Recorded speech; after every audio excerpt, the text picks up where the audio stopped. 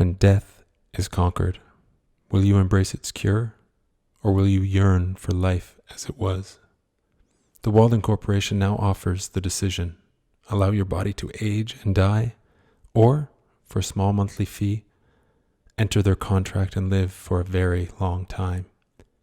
With only 48 hours remaining before her decision, Nerea wobbles under the unforgiving permanence of her choice. The towering gift of time has seduced billions with the promise of unlimited experiences.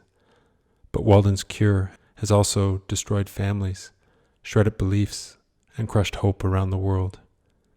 With each passing decade, humanity has drifted further from a joy it once knew, and deeper into an eternal state of numb. Then, Nerea learns the true story of Walden, and begins to feel the weight of the burden she will inherit. Hi, my name's James Snow. I'm the author of Nerea. Every night when I bring my daughters to bed, they ask me to tell them a true story from my life. Now, when they were young, those stories would be silly, joyous, happy. And over time, they started to get more and more interested in the stories where I was making mistakes, where I was showing my flaws, where I was embarrassed, where I was the butt of the joke. And they seemed to really appreciate those. It gave them a reference point, something to latch onto as they grew and look around them at the world a little bit differently. So 7 years ago, I went through the most challenging time of my life. It was a definite low point. I was out of work. I was going through a divorce, and I wasn't sure if I was going to be able to keep telling my daughters stories. So I wanted to write a novel, to share stories with them and take them on a journey if I wasn't going to be there to tell them those stories. So over the next months, I met 3 people, or encountered 3 people who really inspired the story of Nerea and allowed it to come alive. The first was Robert Plutchik. So Dr. Plutchik in 1980 proposed the wheel of emotions to the psychologist community.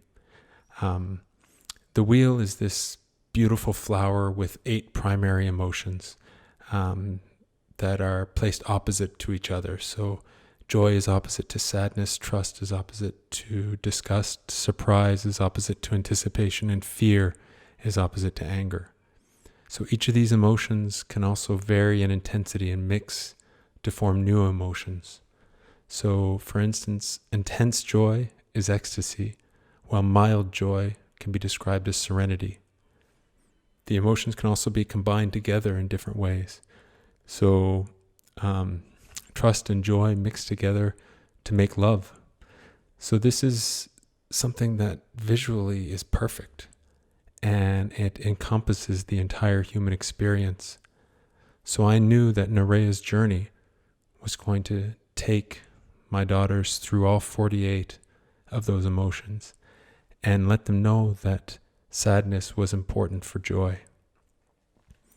The second person who inspired the story of Nerea is Dr. Aubrey De Grey. So Dr. De Grey is the Chief Science Officer at the SENS Research Foundation. He believes that the first person who will live to 1,000 years old is likely already born. He sees it at about 50% chance. And I saw his speech, and I started to do a little bit of research, and I started to understand that we're making some amazing progress in understanding the aging process of the body. And we're already able to do amazing things in the lab. So it's exciting to think that slowly we may be able to control the thing that kills more people every day than anything else, which is aging. So, and I was also fascinated by the fact that in his research, so many of the questions were about whether this was a good thing or a bad thing. So many people were concerned about the morals of it. And I began to project my daughter's lives forward and begin to imagine, well, what if they had to live in a world where aging was optional?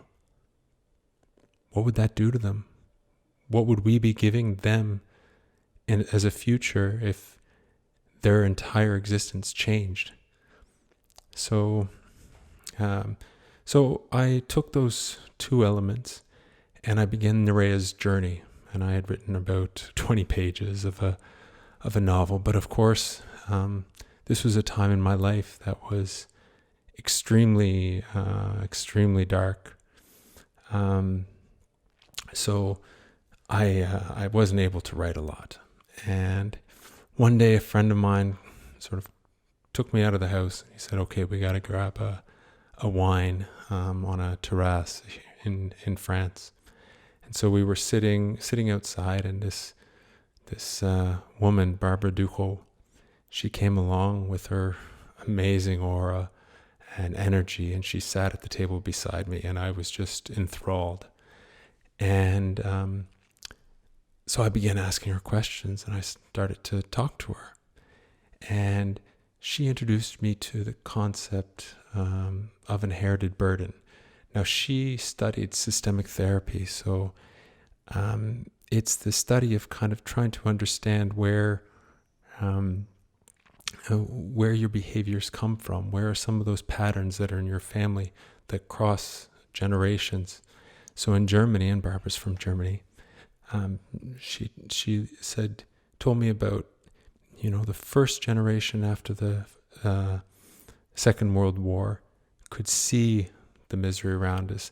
They understood why their parents were behaving a certain way, and it was very visual. But those children grew up to be adults and have children of their own.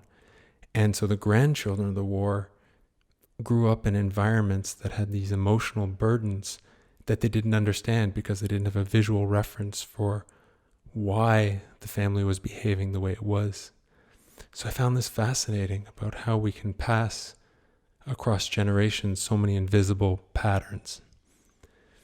So Barb did a lot more than just tell me about inherited burden, because I spent the rest of the evening asking her question after question. And little by little, I found out she was a yoga teacher as well, and she was a coach, and she just finished an off-Broadway play in New York and Minneapolis with an African-American theater troupe. And she had done some TV in Berlin, and she was a singer in a heavy metal band. So I essentially thought that she was full of shit. I thought there's no way that somebody could have done all of this. So I may have exaggerated a little bit when I said that about how finished my 20-page manuscript was. So Barbara was going away for a month to Madagascar, and she said, when I get back, I'd really, really like to see your book, if you could read it to me. And I said, sure, no problem.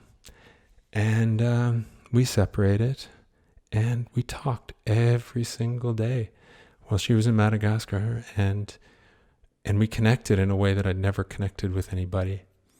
And at some point I realized, wait a second, I better get this this book finished. So I worked really, really hard to get a first draft pushed through, and I was really proud of that story. And I shared it with her, and Barb and I have been together ever since, and she is incredible. She now does more so rock instead of metal, and you can find her under the artist name of Lunatic. But I, over the last 7 years, I took that beginning of a story, and I've been working at it to try to carve it out, enrich it, make it come alive, bring more and more research into every single page, try to tell a story that I would be really proud of for my daughters. And I did, and I finished it, and I'm finally ready to share it with the world. So I'm really excited. And I hope that, I hope you're able to read it, and I would love to hear from you when you finish it. And thank you.